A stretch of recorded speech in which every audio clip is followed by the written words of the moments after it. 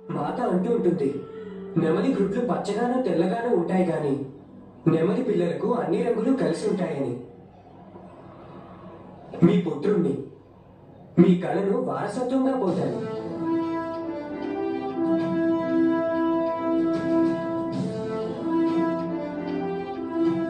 మామయ్య రోజుకు 3 సార్లు నాకు గుర్తు చేస్తుంటారు చెప్పడం నేర్చుకోమని. నీ పితృదేవుల శత్రువులను చంపడమే నీ ధర్మమని. ఇక మాత రోజు గుర్తు చేస్తుంటుంది మరణించడం నేర్చుకోమని. పెద్ద తల్లి పరాభవానికి ప్రతీకారం తీర్చుకోవడంలో మరణమైనా నీకు ధర్మమేనని. నాకు తెలుసు నీ మేనమామ బుద్ధిమంతుడు. ఇక మీ మాత అమాయకురాలు.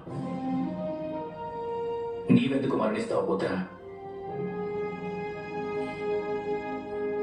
అపారమైన కీర్తి గడించేందుకే నా పుత్రునిగా జన్మించావు.